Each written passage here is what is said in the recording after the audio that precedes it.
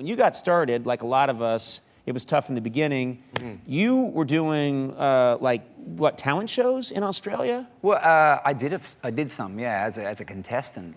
The first one I did, I was 9, and my mum and dad thought it'd be a great idea for me to go on this show called Pot of Gold. It's a terrible name. It was a terrible show, and I went on. Sounds like an Irish bar. Right? Yeah. That's why you were fired.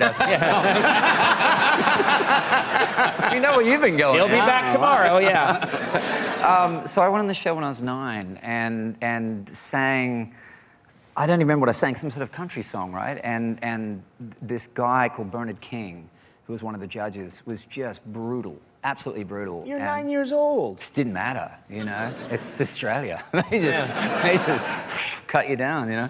And so I finished the song and I was standing there and he said, this is how I remember, like, because it was a long time ago and my mum and dad didn't have a VCR or any of that sort of stuff, but they had the little cassette recorder and they propped it up next to the TV so they could record the sound off the TV. And they didn't only keep my performance, they kept this crucifying critique from the judge as well. So you still have it? I have it burned in my memory. Okay. Yeah. So he said, I desperately encourage you to escape the mediocrity, get out of country and western and get into some real music.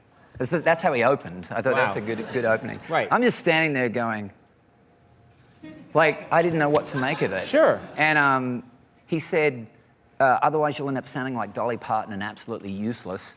And he said, kindly learn to sing in tune because you're intrinsically a good musician. And I remember saying, and then he gave me like 4 or something. And I remember saying to Mum and Dad, what does intrinsically mean? And Mum said, oh, it means that you're kind of, you know, inside you're good. And I go, oh, that's fantastic. What a great critique. So you thought intrinsically was, you didn't hear the rest, you just heard intrinsically. I was just waiting for something that was slightly good. You know what would be nice? I don't know if this guy's still alive, but you're a superstar. He's not alive anymore, no. Damn! Let's go kick his grave then. That's the meanest thing I've ever said on television. Probably not. No, I've said worse, you're right.